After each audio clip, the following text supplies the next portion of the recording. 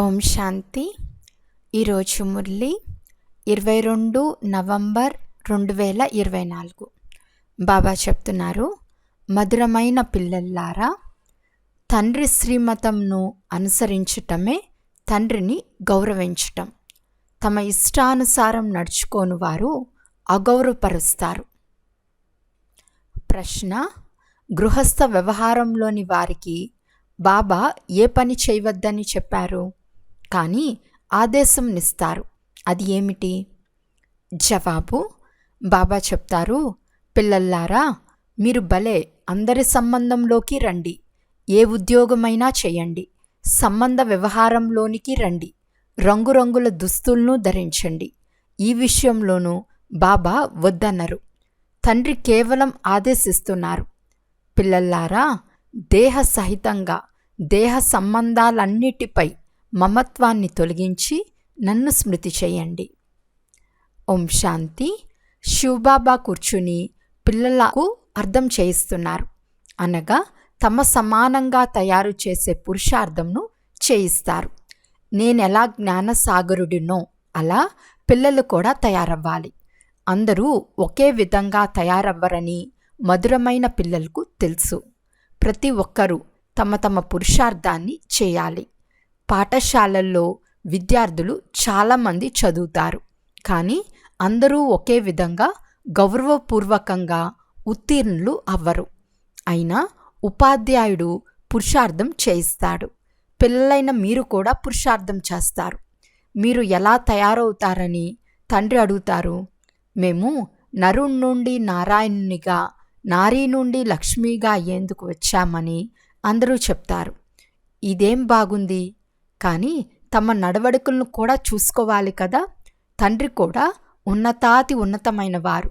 వారు టీచరే కాక గురువు కూడా అయినారు. ఈ తండ్రి గురించి ఎవ్వరికీ తెలియదు.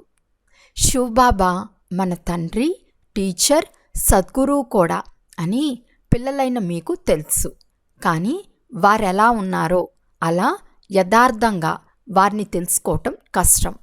తండ్రిని తెలుసుకుంటే టీచర్ని మర్చిపోతారు, తర్వాత గురువుని కూడా మర్చిపోతారు. పిల్లలు తండ్రిని గౌరవించాలి కూడా. గౌరవించటం అని దేన్నంటారు? తండ్రి చదివించిన దాన్ని బాగా చదువుకుంటే వారిని గౌరవించినట్లే. తండ్రి ఏమో చాలా మధురమైన వారు. ఆంతరికంలో ఖుషి పాదరస మీటర్ చాలా పైకెక్కి ఉండాలి. అపారమైన సంతోషం ఉండాలి. నాకు ఇటువంటి ఖుషి ఉందా అని ప్రతి ఒక్కరూ స్వయాన్ని ప్రశ్నించుకోవాలి. అందరూ ఒకే విధంగా ఉండలేరు. చదువులో కూడా చాలా తేడాలున్నాయి. ఆ పాఠశాలలో కూడా ఎంతో వ్యత్యాసం ఉంటుంది. అక్కడైతే సాధారణ టీచర్ చదివిస్తారు, ఇక్కడ చదివించేవారు అసాధారణమైన వారు. ఇలాంటి టీచర్ మరెవ్వరూ ఉండరు. నిరాకారుడైన తండ్రి టీచర్గా కూడా అవుతారని ఎవ్వరికీ తెలియదు. భలే శ్రీకృష్ణునని అనేశారు, కానీ వారు తండ్రి ఎలా అవుతారో తెలియదు. కృష్ణుడు దేవత కదా. ఇప్పుడు కృష్ణుడు పేరు కూడా చాలామందికి ఉంది, కానీ కృష్ణుడు అనగానే శ్రీకృష్ణుడు ఎదురుగా ప్రత్యక్షమవుతాడు. కానీ అతను దేహదారి కాదా? ఈ శరీరం శివబాబాది కాదని మీకు తెలుసు. నేను లోనుగా తీసుకున్నానని స్వయంగా వారే చెప్తారు. ఇతడు ఇంతకుముందు కూడా మానవుడే, ఇప్పుడు కూడా మానవుడే. ఇతడు భగవంతుడు కాదు. భగవంతుడు అనగా నిరాకారులైన వారు ఒక్కరే. పిల్లలైన మీకిప్పుడు ఎన్ని రహస్యాలు అర్థం చేయిస్తున్నారు. అయినా తండ్రిగా టీచర్గా గుర్తుపెట్టుకోలేరు. క్షణక్షణం మర్చిపోతూ ఉంటారు. దేహదారుల వైపు బుద్ధి వెళ్తూ ఉంటుంది. ఫైనల్గా తండ్రిగా, టీచర్గా, సద్గురువుగా ఉన్నారనే నిశ్చయం ఇంకా బుద్ధిలో లేదు. మర్చిపోతారు. విద్యార్థులు టీచర్ని ఎప్పుడూ మర్చిపోతారా? హాస్టల్లో ఉండేవారు ఎప్పుడు మర్చిపోరు. ఏ విద్యార్థులు హాస్టల్లో ఉంటారో వారికి పక్కాగా స్మృతి ఉంటుంది కదా. ఇక్కడైతే ఆ పక్కా నిశ్చయం కూడా లేదు. నెంబర్ వార్ పురుషార్థానుసారం హాస్టల్లో కూర్చుని ఉన్నారు. విద్యార్థులే, కానీ పక్కా నిశ్చయం లేదు. తమ తమ పురుషార్థానుసారంగా పదవిని పొందుతున్నారని అందరికీ తెలుసు. ఆ చదువులో అయితే కొందరు వకీలుగా అవుతారు, కొందరు ఇంజనీర్లుగా అవుతారు, డాక్టర్లుగా అవుతారు. ఇక్కడైతే మీరు విశ్వానికి అధిపతులుగా అవుతున్నారు. కావున ఇటువంటి విద్యార్థుల బుద్ధి ఎలా ఉండాలి? నడవడిక, సంభాషణలు ఎంత బాగుండాలి? తండ్రి అర్థం చేయిస్తున్నారు, పిల్లల్లారా, మీరు ఎప్పుడూ ఏడవరాదు, మీరు విశ్వాధికారులుగా అవుతారు. కావున ఎప్పుడు భగవంతుడా అని గట్టిగా ఏడవరాదు. బాబా చెప్తున్నారు, ఎవరు ఏడుస్తారో వారు పోగొట్టుకుంటారు. మేము నరుణ్ నుండి నారాయణునిగా అయ్యేందుకు వచ్చామని అంటారు. కానీ అటువంటి నడవడిక ఎక్కడ ఉన్నాయి? నెంబర్ వార్ పురుషార్థానుసారంగా అందరూ పురుషార్థం చేస్తున్నారు. కొందరైతే బాగా చదువుకొని ఉత్తీర్ణులై ఉపకార వేతనం తీసుకుంటారు, స్కాలర్షిప్ తీసుకుంటారు. కొంతమంది పాస్ అవ్వలేరు. నెంబర్ వారుగా అయితే ఉండనే ఉంటారు. మీలో కూడా కొందరు చదువుకుంటారు, కొంతమంది అస్సలు చదవరు. ఉదాహరణకి పల్లె పిల్లలకు చదువుకోవటం ఇష్టం ఉండదు. గడ్డి కోసేందుకు వెళ్ళమంటే సంతోషంగా వెళ్తారు. అందులో స్వాతంత్ర జీవితం ఉందని భావిస్తారు. చదవడం అంటే బంధనమని భావిస్తారు. ఇలాంటి వారు కూడా చాలామంది ఉంటారు. ధనవంతుల్లో జమీందారులు ఏమి తక్కువ కాదు. స్వయాన్ని స్వతంత్రంగా చాలా ఖుషీగా భావిస్తారు. ఉద్యోగం అనే పేరు లేదు కదా. ఆఫీసులు మొదలైన వాటిలో మనుషులు ఉద్యోగాలు చేస్తారు కదా. ఇప్పుడు తండ్రి మిమ్మల్ని విశ్వాధికారులుగా చేసేందుకు చదివిస్తున్నారు. నౌకరు కొరకు చదివించటం లేదు.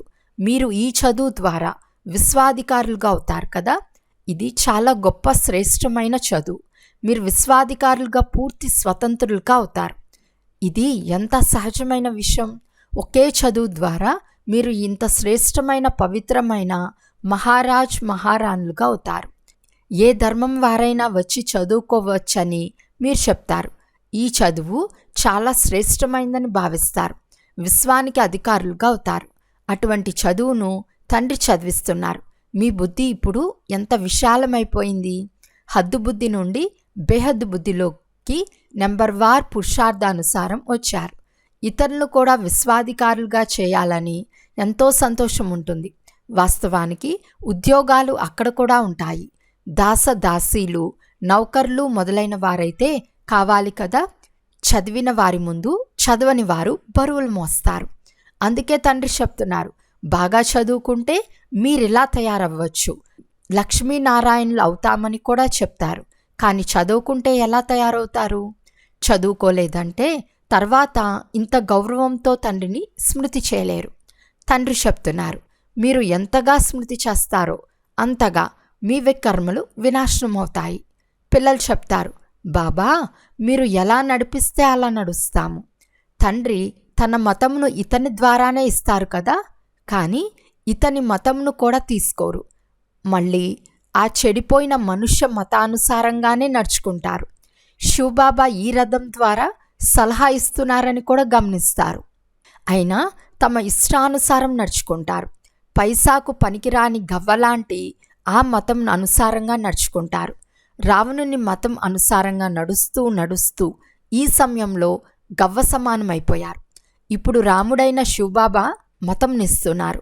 నిశ్చయంలోనే విజయం ఉంది. ఇందులో ఎప్పుడూ నష్టం రాదు.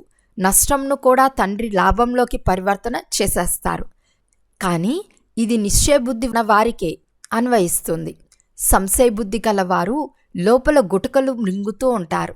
నిశ్చయబుద్ధి కలవారు ఎప్పుడు గుటకలు మృంగరు. నష్టం కలగదు. బాబా స్వయంగా గ్యారంటీ ఇస్తున్నారు. శ్రీమతం అనుసారంగా నడుచుకుంటే ఎప్పుడూ అకల్యాణం జరగదు. మనుష్య మతంను దేహదారుల మతం అని అంటారు. ఇక్కడ ఉండేదే మనుష్య మతం. మనుష్య మతం, ఈశ్వర్య మతం, దైవీ మతం అని గాయనం కూడా ఉంది. ఇప్పుడు మీకు ఈశ్వర్య మతం లభించింది. దీని ద్వారా మీరు మనుషుల నుండి దేవతలుగా అవుతారు. తర్వాత మీరు అక్కడ స్వర్గంలో సుఖమన్నే పొందుతారు. ఎటువంటి దుఃఖపు మాటే ఉండదు. అది కూడా స్థిరమైన సుఖంగా ఉంటుంది. ఈ సమయంలో మీలో భవిష్య భవనాలు వస్తాయి. ఇప్పుడు ఇది పురుషోత్తమ సంగం యుగం. ఇప్పుడు మీకు శ్రీమతం లభిస్తుంది. తండ్రి చెప్తున్నారు, నేను కల్ప సంగం యుగంలో వస్తాను. ఈ విషయం మీకు తెలుసు. వారు మతానుసారం మీరు నడుచుకుంటారు. తండ్రి చెప్తున్నారు, పిల్లల్లారా గృహస్థ వ్యవహారంలో భలే ఉండండి. మిమ్మల్ని దుస్తులు మొదలైనవి మార్చుకోమని ఎవరు చెప్తారు? భలే ఏ దుస్తులైనా ధరించండి. అనేకుల సంబంధ వ్యవహారంలోకి రావాల్సి పడుతుంది. రంగు దుస్తులు ధరించరాదని ఎవ్వరూ చెప్పరు. ఏ దుస్తులైనా ధరించండి, దానితో ఏ సంబంధమూ లేదు. తండ్రి చెప్తున్నారు, దేహ సహితంగా దేహ సర్వ సంబంధాలను వదిలేయండి, పోతే అన్నీ ధరించండి. కేవలం స్వయాన్ని ఆత్మగా భావించి తండ్రిని స్మృతి చేయండి. ఇది పక్కాగా నిశ్చయం చేసుకోండి. ఆత్మయే పతితంగా, ఆత్మయే పావనంగా అవుతుందని కూడా మీకు తెలుసు. మహాత్ములు కూడా మహాన్ ఆత్మలని అంటారు, కానీ మహాన్ పరమాత్మ అని అనరు. అలా అనటం బాగుండదు. అర్థం చేసుకునేందుకు ఎంత మంచి పాయింట్లున్నాయి. సద్గురు సర్వులకు సద్గతినిచ్చేవారు ఒక్క తండ్రి మాత్రమే. అక్కడ ఎప్పుడూ అకాల మృత్యు సంభవించదు. బాబా మనల్ని మళ్ళీ అటువంటి దేవతలుగా చేస్తున్నారని పిల్లలైన మీకు తెలుసు.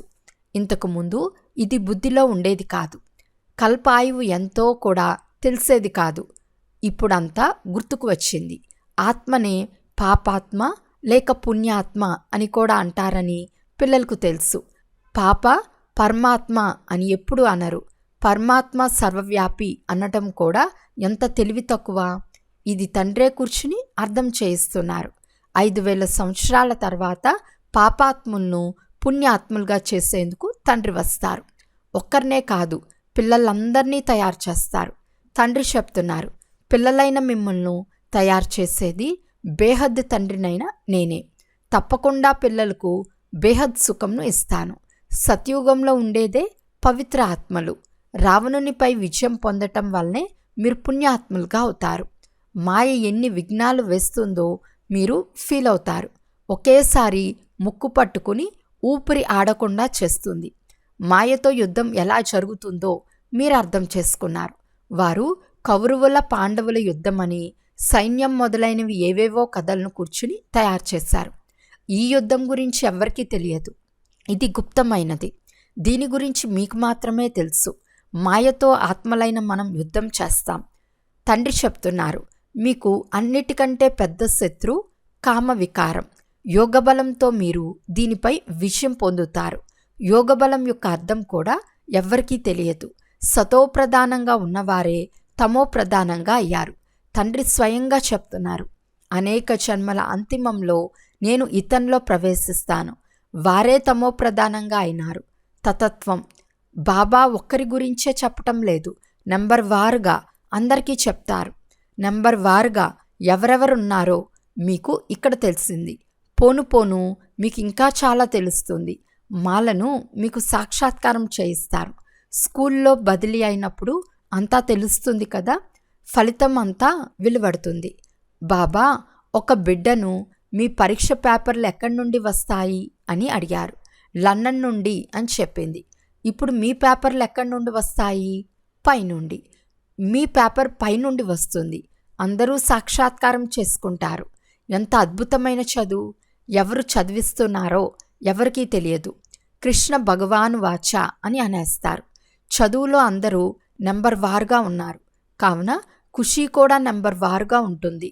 అతీంద్రియ సుఖం ఏదైతే గోపికలను అడగాలని అంటారో అది చివరి సమయపు విషయం. భలే బాబాకు తెలుసు ఈ బిడ్డ ఎప్పుడు క్రింద పడేవాడు కాదు అని. కానీ ఏమవుతుందో ఏమీ చెప్పలేము. చదవనే చదవరు, అదృష్టంలో లేదు. ఆ ప్రపంచంలోకి వెళ్ళి జీవించండి అనగానే వెళ్ళిపోతారు. ఎక్కడి నుండి వచ్చి ఎక్కడికో వెళ్ళిపోతారు. వారి మాటలు, నడవడికలు, చేతలు అలా ఉంటాయి. కొంత లభించగానే వెళ్ళి వేరుగా ఉండాలని భావిస్తారు. నడవడిక ద్వారానే తెలిసిపోతుంది. అనగా నిశ్చయం లేదని బలవంతంగా కూర్చుని ఉన్నారని అర్థమైపోతుంది. అనేక మందికి జ్ఞానంలో జ్ఞా కూడా తెలియదు. అనగా ఒక్క అక్షరం కూడా రాదు. బుద్ధిలో ఎప్పటికీ కూర్చోదు. మాయ చదవనివ్వదు. ఇటువంటి వారు అన్ని సేవా కేంద్రాల్లో ఉన్నారు. ఎప్పుడు చదువుకునేందుకు రారు. విచిత్రం కదా. చాలా శ్రేష్టమైన జ్ఞానం స్వయం భగవంతుడే చదివిస్తున్నారు. ఈ పని చేయకండి అని బాబా చెప్పినా వారి మాట వినరు. తప్పకుండా వ్యతిరేక పనులే చేసి చూపిస్తారు. రాజధాని స్థాపన అవుతూ ఉంది. అందులో అన్ని రకాల వారు కావాలి కదా. పైనుండి క్రింద వరకు అందరూ తయారవుతారు. పదవిలో వ్యత్యాసం ఉంటుంది కదా. ఇక్కడ కూడా పదవుల నంబర్ వారుగా ఉంటాయి. తేడా ఏమిటంటే అక్కడ ఆయువు ఎక్కువగా ఉంటుంది, సుఖం ఉంటుంది. ఇక్కడ తక్కువ ఆయువు, దుఃఖం ఎక్కువగా ఉంది. పిల్లల బుద్ధిలో ఈ అద్భుతమైన విషయాలున్నాయి. కల్పకల్పం మనం మళ్ళీ అదే పాత్రను అభినయిస్తాం. కల్పకల్పం అభినయిస్తూనే ఉంటాం. ఇంత చిన్న ఆత్మలో ఎంత పాత్ర నిండి ఉంది? అదే రూపురేఖలు, అదే కర్మలు. ఈ సృష్టి చక్రం తిరుగుతూనే ఉంటుంది. తయారవుతున్న ఈ చక్రం మళ్ళీ రిపీట్ అవుతుంది. సతోప్రధానం, సతో రజో తమోలోకి వస్తారు. ఇందులో తికమక పడే విషయమే లేదు. మంచిది. మిమ్మల్ని మీరు ఆత్మగా భావిస్తున్నారా? ఆత్మల తండ్రి శివబాబా అని అర్థమైంది కదా. సతోప్రధానమైన వారే మళ్ళీ తమో ప్రధానంగా అవుతారు. మళ్ళీ తండ్రిని స్మృతి చేస్తే సతోప్రధానంగా అవుతారు. ఇది మంచిదే కదా. ఇక్కడి వరకే నిలపాలి. అనంతమైన తండ్రి ఈ స్వర్గ వారసత్వాన్ని ఇస్తున్నారని చెప్పండి. పతిత పావన్లు వారే. తండ్రి జ్ఞానంనిస్తున్నారు. ఇందులో శాస్త్రాలు మొదలైన వాటి విషయమే లేదు. శాస్త్రాలు ఆరంభంలో ఎక్కడి నుండి వస్తాయి? చాలామంది తయారైన తర్వాత కూర్చుని శాస్త్రాలు తయారు చేస్తారు. సత్యుగంలో శాస్త్రాలు ఉండవు. పరంపరగా ఏ వస్తువు ఉండదు. నామరూపాలైతే పరివర్తన అయిపోతాయి. అచ్చా, మధురాతి మధురమైన అపురూపమైన పిల్లలకు మాతాపిత బాప్దాదాల ప్రియ స్మృతులు మరియు గుడ్ మార్నింగ్. ఆత్మిక పిల్లలకు ఆత్మిక తండ్రి నమస్తే. ఆత్మిక తండ్రికి ఆత్మిక పిల్లల యొక్క ప్రియ స్మృతులు మరియు నమస్తే నమస్తే నమస్తే. ధారణ కొరకు ముఖ్య సారం. ఫస్ట్ పాయింట్, ఎప్పుడు అయ్యో భగవంతుడా అని బిగ్గరగా ఏడవరాదు. మేము విశ్వానికి మాలికులుగా అయ్యేవారము కనుక మా నడవడిక, మా వార్తాలాపం చాలా బాగుండాలి అని బుద్ధిలో ఉండాలి. ఎప్పుడు ఏడవరాదు. సెకండ్ పాయింట్, నిశ్చయబుద్ధి గలవారిగా అయి ఒక్క తండ్రి మతంనే అనుసరిస్తూ ఉండాలి. ఎప్పుడూ తికమక అవ్వరాదు, లేక గుట్కలు మింగరాదు. నిశ్చయంలోనే విజయం ఉంటుంది. కావున పైసాకు విలువలేని మీ సొంత మతంను అనుసరించరాదు. వరదానము, ఎటువంటి పరిస్థితుల్లోనైనా ఫుల్ స్టాప్ ఉంచి స్వయాన్ని పరివర్తన చేసుకునే సర్వుల ఆశీర్వాదాలకు పాత్రభవ. ఎటువంటి పరిస్థితుల్లోనైనా బిందు స్వరూపుడైన తండ్రి మరియు బిందు స్వరూపమైన ఆత్మ, ఈ రెండుటి స్మృతి ఉంటే ఫుల్ స్టాప్ పెట్టగలరు. కంట్రోలింగ్ పవర్ ఉండాలి. ఏ పిల్లలైతే ఎటువంటి పరిస్థితుల్లో అయినా స్వయాన్ని పరివర్తన చేసుకుని ఫుల్ స్టాప్ పెట్టడంలో మొదట స్వయాన్ని ఆఫర్ చేసుకుంటారో వారు ఆశీర్వాదాలకు పాత్రులుగా అవుతారు. వారు స్వయానికి స్వయమే ఆశీర్వాదాలు ఇచ్చుకుంటారు. అనగా వారికి సంతోషం లభిస్తుంది. అంతేకాక తండ్రి ద్వారా మరియు బ్రాహ్మణ పరివారం ద్వారా కూడా ఆశీర్వాదాలు లభిస్తాయి. స్లోగన్, ఏ సంకల్పం చేస్తారో దానికి మధ్య మధ్యలో దృఢత అనే ముద్ర వేసుకుంటూ ఉంటే విజయులుగా అవుతారు. అచ్చా, ఓం శాంతి.